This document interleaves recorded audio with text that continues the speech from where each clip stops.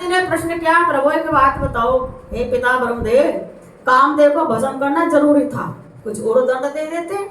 तब उन्होंने बताया कामदेव इतना प्रबल था कि पूरी सृष्टि को एक साथ नचा दिया, सारे पशु पक्षियों को, जगत के सबको कामांध कर दिया। पशु पक्षी सब बेबस हुए, चकवा चकवी सब व्याकुल थे, भूत प्रेत कामांध हुए, योगी साधु और महामुनि तो बड़ी कौन दे सब हुए, तब कामांध हो गए। फिर नर नारी कामांध हो गए, ऋषि मुनि कुटिया छोड़ करके सब कामांध हो गए, और फिर स्वर्ग लोक तक भी कामांध हो गया, देवता भी कामांध हो गए।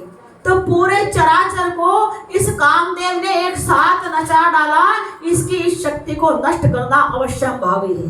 अब कामदेव कभी कभी किसी किसी को एकांत में नचाया करेगा, पूरी सृष्टि को एक साथ ये कभी नहीं नचा सकता। इसकी इस अतुलित शक्ति को नष्ट करना बहुत जरूरी था, इसलिए कामदेव ने उनको भस्म किया, उनकी बहुत सारी शक्ति नष्ट कर दी। और अब कभी आएगा तो एक शरीर में आएगा, अपनी पत्नी से प्रेम करेगा, और जब किसी को नचाएगा तो एक एक व्यक्ति को नचाएगा। पूरी दुनिया को कामदेव एक साथ नहीं नचा सकता। ऋषि मुनि की बुद्धि खराब कर दी, देवताओं की बुद्धि खराब कर दी, ऐसे काम की शक्ति को घटाना बड़ा जरूरी था, इसलिए कामदेव को भस्म कर दिया। देखो 11 प्रकार की अग्नि है संसार में, इस ब्रह्मांड में 11 प्रकार की अग्नि है। एक तो ग्रहपत्य अग्नि, जब माचिस की तीली, पहले तो पत्थर से पत्थर रगड़ करके आग जलाए जाते थे, उपलों में लकड़ियों में, ग्रहपत्य अग्नि।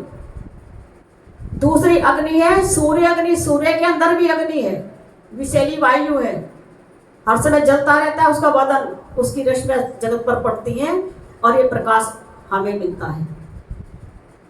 तो एक ग्रहपत्य अग्नि, दूसरी अग्नि है सूर्य अग्नि, सूर्य के अंदर भी अग्नि है।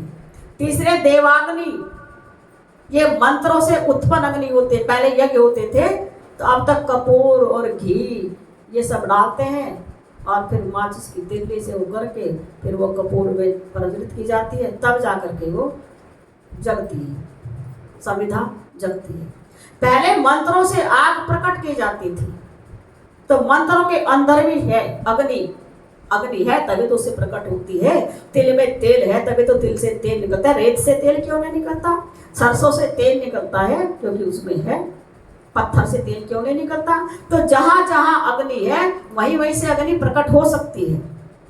कहा कि ये जो देवाग्नि है, मंत्रों के अंदर भी अग्नियां है, तो मंत्रों से भी आग प्रकट की जाती है। तो पहले अग्नि ग्रहपत्य अग्नि, दूसरी अग्नि सूर्य की अग्नि, तीसरी अग्नि देवाग्नि मंत्रमय अग्नि, फिर एक है मेघाग्नि, बादलों के अंदर भी अग्नि होती है, बादल और बादल आपस में रगड़ते हैं और बिजली उसके अंदर चमकती, उसके अंदर भी अग्नि होती है। फिर कहा पानी की अग्नि, पानी की अग्नि को बड़वानल अग्नि बोलते हैं, और वो बड़वानल भी इसलिए बोलते हैं कि भगवान शंकर जी का तेज वो बड़वा बन के गया था, ब्रह्मा जी ले गए थे समुद्र के अंदर, उसको मिला दिया था।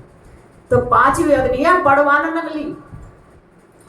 छठी अग्नि है जठराग्नि, हमारे पेट के अंदर जठर अग्नि है, उसी से हमारे पेट में रहने वाली जितनी भी हमारे भोजन हम डालते हैं चबा करके, वो सारा उबलता है, वो खाया जाता है, गलता है भोजन वो।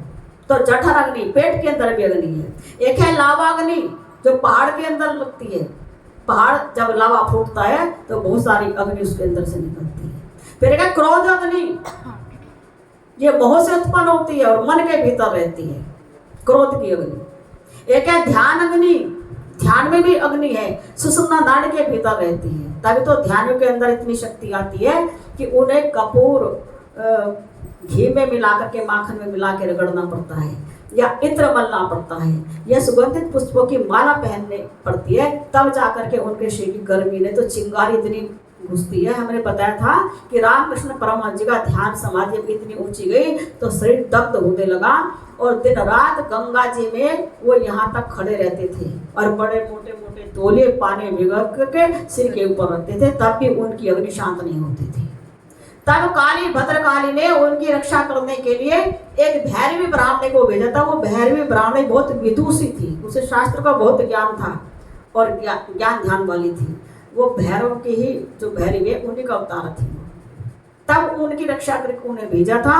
तब उन्होंने कहा कि महाराज बड़ा सरल उपाय है, गंगा जी में भी इतनी देर तक खड़े होने की जरूरत नहीं, गीले कपड़े पहनने की जरूरत नहीं। आप ऐसा करो, सुगंधित पुष्पों की, चमेली की फूल की माला पहन के बैठ जाओ और 2 घंटे में सारी अग्नि शांत।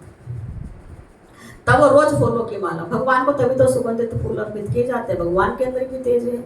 इनका ध्यान करते करते हमारा अंदर तेज बढ़ गया तो अभी फूल की जरूरत पड़ती है, साधकों की जरूरत पड़ती है। तो ये ध्यान अग्नि है, क्योंकि हमारे अंदर 72,000 नाड़ियां हैं।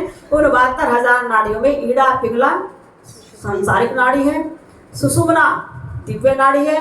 इस नाड़ी के अंदर भी चित्रा, वज्रा और ब्रह्म नाड़ी है। वो ब्रह्म नाड़ी अग्नि नाड़ी है, वो जग जाती है। इसलिए ध्यान में भी अग्नि, ध्यान की अग्नि। पहली अग्नि ग्राहपत्य अग्नि, दूसरी अग्नि सूर्य अग्नि, तीसरी अग्नि देवाग्नि और चौथी अग्नि मेघाग्नि, 5वीं अग्नि बड़वानल अग्नि, 6ठी अग्नि जठराग्नि, 7वीं अग्नि लावाग्नि, 8वीं अग्नि क्रोधाग्नि और 9वीं अग्नि ध्यान अग्नि। फिर है 10वां संकल्प अग्नि। संकल्प के अंदर भी अग्नि होती है। दुर्बल को ना सताइए, जाकी मोटी हाय, कोई खाल की श्वास सार भस्म हो जाए। अर्थात यदि हाय किसी की लग गई तो सब कुछ, सारा सुखों का नाश, सारे सुखों को भस्म कर देती है। किसी की हाय नहीं लेनी चाहिए। इस संकल्प के अंदर तीव्र अग्नि है। या तो ये वरदान दे के आशीर्वाद ऐसा फलित होगा कि जो काम नहीं हो सकता वो काम आशीर्वाद से हो जाएगा, या फिर बना बना काम बिगड़ जाएगा, अंदर से हाय निकलेगी, सारे सुखों को बर्बाद कर देगी, जिसे कहते हैं श्राप। जैसे कि उनका दिल कितना दुखा, श्रवण कुमार के माता पिता का है, इकलौती संतान पानी लेने गई थी, खता कुछ थी नहीं, माँ बाप की सेवा में उसकी संतान तैनात थी, भ्रमण करा रही थी, और राजा दशरथ ने शब्द भेदी बाण चला दिया, उसको मार दिया और पानी पिलाने के लिए आ गए और बता रहे हैं कि तुम्हारा बेटा ऐसे मार गया। तो अंदर से उनकी आत्मा कितनी पीड़ित हुई, कितनी हाय निकली, वो शब्द निकले, संकल्प छोड़ा कि जा, जैसे अपनी संतान की याद में हम तड़प तड़प कर मर रहे हैं, हे राजा तो भी अपने पुत्र के वियोग में तड़प तड़प कर मरेगा, तड़प तड़प कर मरेगा, तड़प तड़प कर मरेगा। तो संकल्प के अंदर भी